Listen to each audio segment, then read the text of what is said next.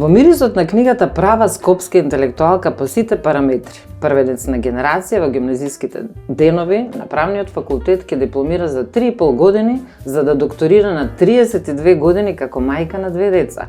Со војничка дисциплина кога е прашање наука, почува како доцент, па вонреден и сега редовен професор на Универзитетот Кирил и Методи. Со богат научен опус, објавено преку 100 книги, поглавје научни статии, најголем број одни во странство и на англиски јазик со честа цитираност која позиционираат меѓу поафирмираните научни работници од општествените науки во светот. Активна во повеќе меѓународни научни здруженија, но македонската јавност најмногу ја препознава по колумните со кои станува хроничар на една децениска политичка голгота. Македонија е се што немаме. Тоа се веќе мемуари на една жена змеј, која може да ја видите по улиците пред собрание или влада ако не е допадлива политиката на власта, без оглед чија е. Но таа добро знае чија е. Таа е наша, автентична, правдолюбива универзитетска професорка на дистанца од секаква партиска политика, која знае гласно да критикува, но и да се извини, ако треба. Јас се извинувам што имам кусо време за да го изличам суштинското од нашата денешна гостинка, професор Билјана Ванковска, од незината збирка колумни за политичка и морална рехабилитација на современата македонска кајна велја. Добро дојдовте во подкастот Мирисот на книгата. Благодарам особено за прекрасниот вовед. Гледав да бидам поконцизна со моите искрени и длабоки импресии за вашиот лик и дел. Професорке, не се знае од каде да се почне за да се прочита нешто и за да се исцрпи кусо е времето. Меѓутоа, поврзав наслов од вас, баш па да го цитирам првиот председател на Независната Република Македонија, Киро Глигоров, со неговите мемуари, кога вели: добро бре луѓе, зарем еден шеф на држава треба да очекувате за $1,000,000 да го продаде името. Во инверзија Македонија, Киро Глигоров, Македонија е се што имаме, меѓутоа кај Македонија е се што немаме. Поврзаноста. Сакав да биде евидентна поврзаноста. И еве вашата асоциација не е само ваша, туку на мнозина кои кога слушнаа за книгата изреагираа на тој начин. Дури еден од промоторите, имавме една мала јавна промоција, рече и забележувам на професорката дека направила плагијат, на шега се разбира, реферирајќи на таа позната книга од нашиот прв председател. Намерата беше евидентна, директна. Значи, сакав да бидам брутална дури во насловот на оваа книга. Тоа е една само селекција на огромен број колумни во 10 годишен период кои се исклучиво фокусирани на така нареченото македонско прашање, главно преку името и се што следува, нели? И сакав да бидам брутална, читателот уште пред да ја отвори книгата да биде подготвен дека во кориците на оваа книга нема да најде добри вести, дека всушност ќе зборуваме за ерозија од времето кога Глигоров предупредуваше дека ние немаме алтернативна татковина, дека денес доаѓаме до бледнење на се што е на М. 148 ги броев, групирани во тематски, дури имате поговор од митрополитот и ова баш сакав да го прочитам. Ќе им помогнат нивните генерации да се доближат до времето на своите предходници, а со тоа и повеќе да осознаат за своите корења, за да можат правилно да го вреднуваат и насочат своето национално осознавање и битисување. Во еден момент вели тоа што го пишуваме за идните генерации, како за овие да веќе доцна, како да овие некои нови клинци се нема да допрат до нив, нема да се освестат за ова што го пишувате.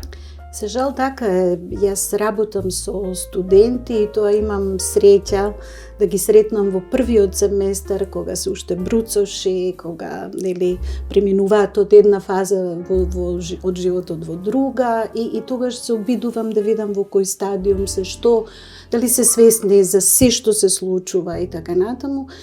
И наоѓам опаѓање на интересот за она што ги окружува. Едноставно не допира до нив. Се разбира, мојата читателска публика е многу повозрастна и со повеќе години, така што колумните не се наменети за студентите, Меѓутоа, имам чувство дека и кога си зборува колумнист во ово општество, како да зборува сам со себе, како да си го слуша собственото ехо. Имав огромен проблем како да ги селектирам колумните, затоа што и самата имав чувство дека се рециклирам, се вртам во круг, дека се преповторувам, дека она што сум го апелирала пред 10 години и сум предупредувала, се покажало како точно. Тоа е оној митот за Касандра, пророчицата која била проколната, нели, од Аполон, да кога ја кажува вистината никој не ја верува, да ја сметаат за луда, меѓутоа кога ќе се оствари тоа што го кажала, ќе биде предоцна нешто да се смее. Доцна. Така што ова е на некој начин разговор со некои идни читатели. Идни читатели. Многу повеќе се од колумни, значи буквално есеи каде што има и научни факти, со еден креативен, автентичен начин. Но што интересно е што митрополитот се јавува како еден деклариран атеист. Токму така. Тоа беше оваа книга моја практично должам на митрополитот Агатангел, кој иако никогаш во живот не сме се сретнали, иако и сега кога е книгата отпечатена и меѓу нас, еве не сме имале прилика во живо да се видиме и да... Но ве чита, ви ги возљубува делата. Тоа беше изненадување за мене кога пред една година ми се јави на телефон непознат, нели од непознат број, човек кој се представи како митрополитот. Јас останав така малку збунета што би митрополит имал потреба од мене, за да потоа чујам негова иницијатива, ајде да објавиме збирка колумни. Ме стави во сериозна дилема, го замолив да ми остави неколку месеци за да направам селекција, да се самата себе препрочитам и проверам колку сум грешала или дали сум фаќала некои други позиции низ годините и слично. Меѓутоа, да, резултатот е спој и мнозина се прашуваат што ги поврзува еден од познатите митрополити на Македонската православна црква со еден од ретките интелектуалци декларирани атеисти во едно општество на кое многу му значи верата, религијата. Јас велам одговорот е едноставен. Македонија е она што веројатно не поврзува, така што е сосема небитно кој човек од каде доаѓа, ние се препознаваме меѓу себе веројатно како паталци, како страдалници, како луѓе кои секој на свој начин се грижал за ова што се случува. Сега ме асоцииравте на една книга на исто така научник и теолог Владета Еротич, Индивидуација и обожење, кога Бог се симнува надолу, а луѓето се качуваат на кај Господ, во тој спој доаѓа до обожење, ова што ви се случи на вас. Не знам, некои луѓе велат, ти може би не веруваш во Господ, ама тој верува во тебе, така што оставам тоа прашање настрана. Има ли спас од овие идеолошки, како велите вие на ваша колумна Хермафродити, што никогаш не можеме да бидеме ние, обичните луѓе кои следиме дневна политика, дали кој е левица, кој е десница. И во сиот тој калабалак единствена идеологија како да е грабањето. Која како политичка партија ќе дојде како да работи за личен интерес, ништо нема од тие левичарски и десничарски идеологии. За жал глобален феномен, глобална длабока криза не само на демократијата, би рекла и на хуманоста и на елементарната човечка пристојност, етика. Така што ние дури денес во оваа ситуација немаме ни углед, иако ни зборуваат сакаме да бидеме дел на европското семејство на развиени демократи, се и тоа флоскула. Затоа што веќе нашите деца живеат надвор, имаме колеги со кои разговараме секојдневно, следиме, сваќаме дека нашата голгота кон таа некоја демократска идеја не е само наша и дека всушност се прелеваат кризите од она што е наше автентично и можеби примитивно на некој начин доведено до апсурд. Меѓутоа немате морална вертикала, немате од кого да поучите. Компас. Ова што велите идеолошкиот компас е тотално изгубен. Фактички, како што вели Чомски за Соединетите држави, дека имате избор помеѓу Кока-кола и Пепси. Јас би рекла дека тоа се рефлектира на многу земји, вклучително и на Македонија. Политиколозите и оние кои сакаат да видат вистинска политика или политика во Аристотолова смисла, како заедница на доблеста, на заедничкиот живот, бараме повеќе политизација, повеќе идеологизација во смисла на ова, дека патот до некоја цел може да биде различен, ако е таа општа, онаа што ја држи заедницата заедно. Ако не е Макијавели, сега дури Макијавели е злоупотребен или од многу современи, да речеме, практични, прагматични, политички. Добра насока за демократија, само не сме го послушале. Именно. Така што жална е ситуацијата, јас го немам волшебното решение, ниту знам, аз секој ден предавам политички систем и тоа многу ме вознемирува. Тоа како ви е вам кога ние разбираме по нешто, а не човек кој се занимава и тоа сериозно и научно? Се обидувам студентите, учениците да направам клуб за дискусија, иако се млади, се уште интерактивност има ли? Се трудам. Воодушевени се мои ученици од Корчагин, значи за вас баш онака симнуваат капа долу, што мене многу ме радува. Многу ми е тоа драго. Што ни требаше Пепси, Кока-кола, кој имаме струпка и липо. Ние се нешто тугите. Не, ова беше цитат. Се обидувам, велам, да ја отворам таа дискусија по најсензитивните теми и тоа се чувствува кај млади, ја деца ги велам заради годините, нели, инаку ги почитувам како возрастни личности. Збунети се и не се навикнати на таков однос, дека некој од нив е подготвен да го сослуша нивното мислење, да го почитува и да се меѓу себе спротистават без да се конфронтираат и без да се гледаат низ нишан. За жал, ова со голема болка го кажувам, понекогаш училниците, кога ќе успеам да ги разбудам, да не седат и да им помине времето, се гледа рефлексијата на поделбите во општеството.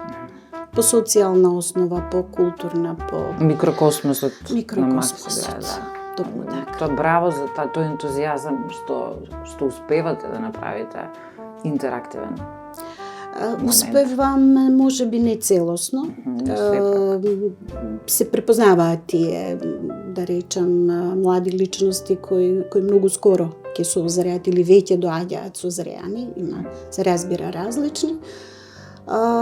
Се обидувам дури и да ги натерам, ако нешто напишат, им нудам да напишат семинарски труд, оној класичен, или есеј. Тоа е своевидна колумна.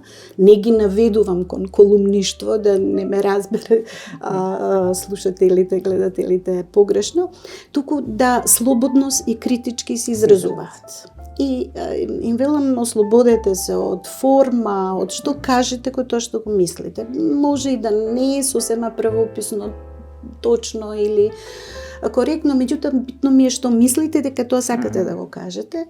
И тогаш кој ќе наидам на некој бисер, јас се воодушевувам и се обидувам да го негувам. И меѓу нив навистина имаше еден ваш студент кој објави колумна, прекрасна, навистина, без никаква моја интервенција. Колумната беше почитана од некој мој колумни во тоа. Александр, и мене ми е прати, јас исто се израдував многу и тоа е баш убава.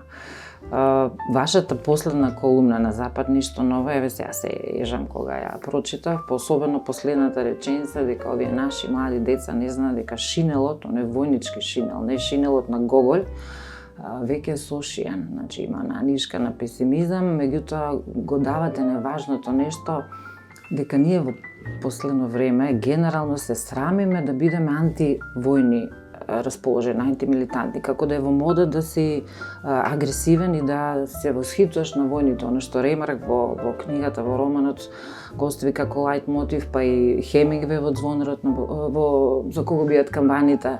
Тоа се дела кои буквално треба да се препрочитуваат и за жал ги нема на репертуарот.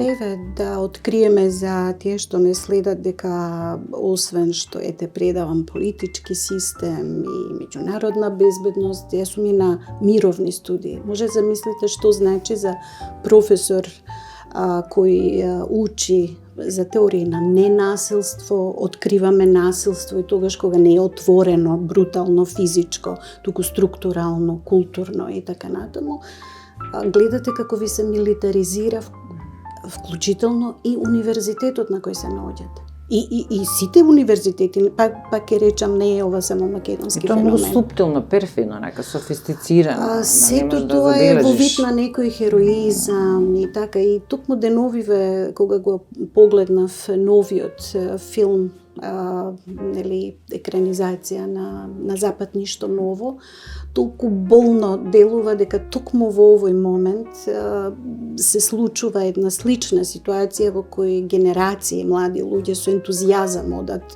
за некакви вредности, во оваа ситуација ние дури доведуваме во прашање сопствената човечка екзистенција во светлина на можен нуклеарен судир, значи никогаш поопасна ситуација од оваа денешната. Нели ја споредуваме со кубанската криза и слично. Страшно е да ги гледате овие млади луѓе, да им зборувате за иднина, за нивните кариери, за нели и да се обидувате да ги наведете кон вредности, кон ненасилство, кон дипломатско решавање или други начини решавање на проблемите. Живеете во свет во кој не знаете утре што ќе биде. Мириса ли на Трета светска, па да има нека предиграна со ковидот? Предиграта е почната, да. Почната е, значи војните никогаш не паѓаат од небо, никогаш нема ситуација во која индикациите, корените не можете да ги предвидите. Дури украинската војна е една од најпредвидливите војни. Значи сега не зборам во свое име, туку луѓе кои многу се попаметни од мене и кои работеле на тој проблем, сега кога ги читаме, пак ја спомнам Касандра, така звучат. И тие луѓе биле замолчувани во име на некакви интереси и така натаму, за да дојде ова до што, значи, тука го цитирам во таа колумна Ремарк во почетните зборови на овој роман, во кој вели романот не служи ниту да се правда некој, ниту да се обвинува за војната, туку само да ја каже историјата на една генерација која страдала. И сега, нели, тоа е тоа филозофско прашање, учиме ли ние нешто од историјата? Да, и дека нема победници во ние на војна, и смртта на еден човек го намалува човечеството, нели? Апсолутно. На Хемингвеј. Никош повеќе војни пунктови, отидовме малку на војна тема, воопшто во историјата на цивилизацијата, не знам дали човештвото 200 години било во мир. Значи, ние сме буквално на оваа планета воинствени. Сега моментално нешто се случува со Косово. Колку тоа може да се одрази, повторно препукување, немири. Со табличките, делува дури она нереално, сурреално, како е можно тоа да е проблем. Меѓутоа човек кој ќе погледне како од какви банални причини избивале војни. Да, нели ние постојано бараме нешто сериозно и се така полека знаат да се протнат низ мала врата големи проблеми. Не ни се верува, нели? Не се верува ова, не се верува она дека се случува. Тоа е таа игра, сега да не заморувам со некои теориски концепти, меѓутоа кога политички проблем или проблем кој треба да се решава и може да се решава во политичката сфера, вие намерно преку медиуми, преку кампања или со креирање инциденти го туркате во сферата на безбедносното, односно ургентното, каде што се бараат вонредни мерки, па насилни, репресивни и така натаму, или обратно. Нешто е многу сериозно, како го спомнав ја нуклеарниот судир како можност, па велите не, тоа не е можно, тоа никој нема тоа да го направи, така што ние сме навистина и како луѓе во една навистина тешка ситуација. И токму затоа мислам дека е многу битно да луѓето што размислуваат со своја глава разговараат меѓу себе, јавно, гласно, и се обидувам затоа со колумните да пратам глас, добивам одек, не секогаш јавно, мнозина се плашат тоа да го направат. Така, меѓутоа приватно, и знаете, секој има утеха, не сум само ја што мисли така. Така што тоа не држи, ми се чини, во еден многу битен момент, критичен. Да продолжите, пишувате, професорки, да објавувате и понатаму, баш топло би им го препорачала на сите, и на средношколци, и на студенти, затоа што ова ми личи на Мисирков, за однапред. Си кажавте се за однапред, па потоа никој нема да не биде виновен. Ни беше чест што бевте гостинка во подкастот Мирисот на книгата. Честа и задоволството се мои, навистина. Останете и понатаму на страница МК.